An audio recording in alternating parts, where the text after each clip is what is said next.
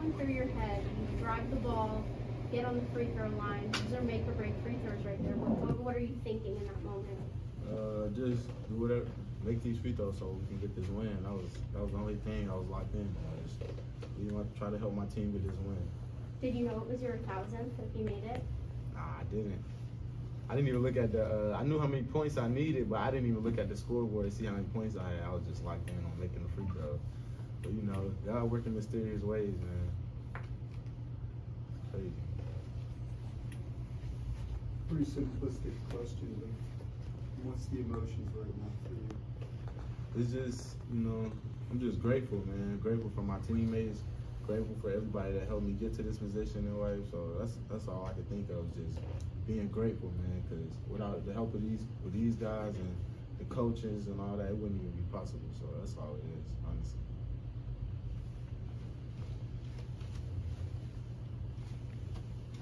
For either of you guys, you start conference play 0-5, you close out 10-3. Was there ever a moment where you had to look in the mirror, really have to wonder if this team was going to be able to keep playing good basketball to be able to turn it around and get to this point?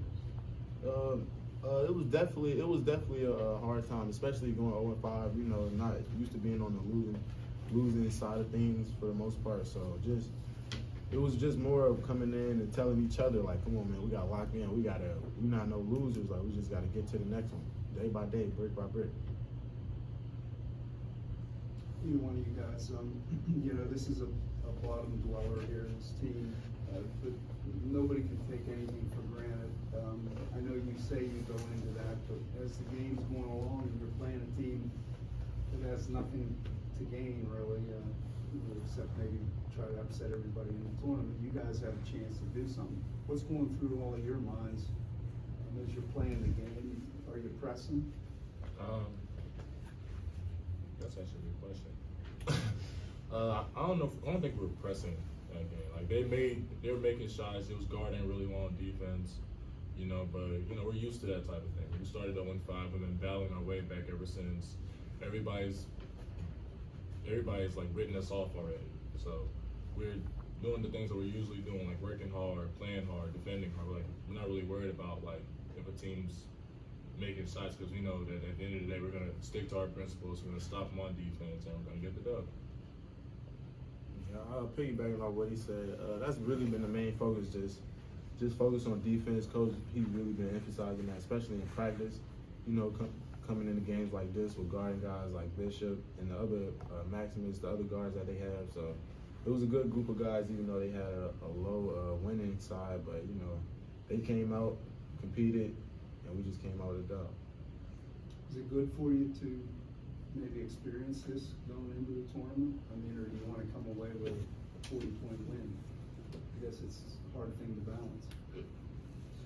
I'll say I feel like this was a good test for us going into the tournament, because you know a lot of games are going to be close, tough-knit games. So being able to fight it out and get the win with the experience that we got with the group of guys that we got is definitely good for us. Back-to-back 20-win seasons for you guys. It's the first time this has happened in over 50 years for the Duquesne program. Just talk about what it means for you guys to be a part of this. It feels good, man. You know, just to know that you're a part of history and there's more to be made. So that's the main focus, is that we know we're making history and we just want to keep going. You know, it's March, man. That's the saying, right? It's March. It's a great feeling knowing that you're a part of something. Just to piggyback off, it's a great feeling knowing that all the effort that you put in is finally coming to fruition.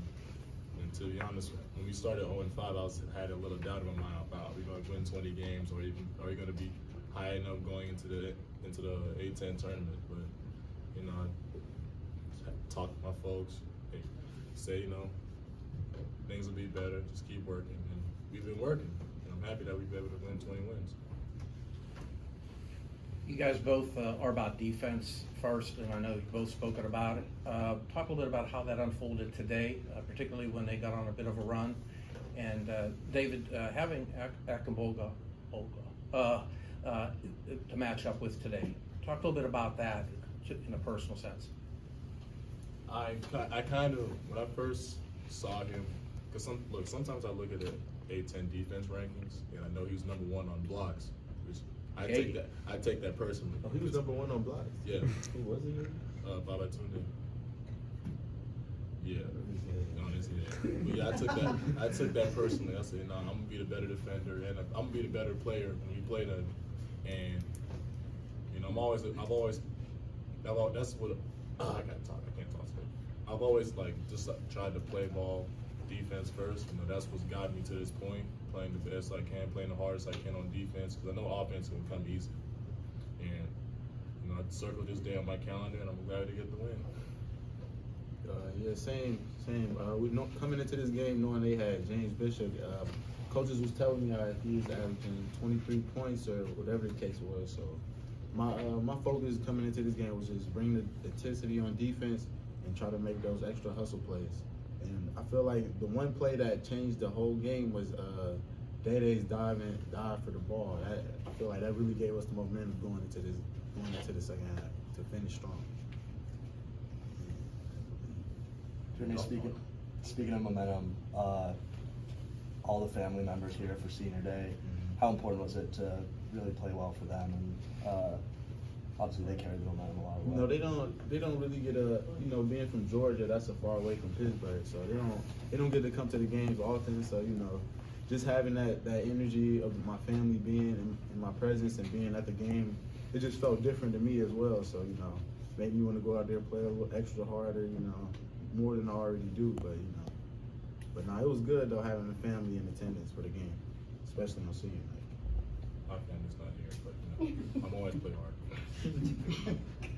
So, Trey, you're going to be one of the candidates for Defensive Player of the Year, and I think David could potentially be an all-defensive guy as well. So can each of you make a quick case for the other one to get some accolades? Oh, yeah. Yeah, he definitely should be first team for sure. And I see myself as the best defender in the A10 right now, for sure. I most definitely see myself as a first team all defense type of dude. I wouldn't, if I was second team, I wouldn't be mad, but I want that first one really bad.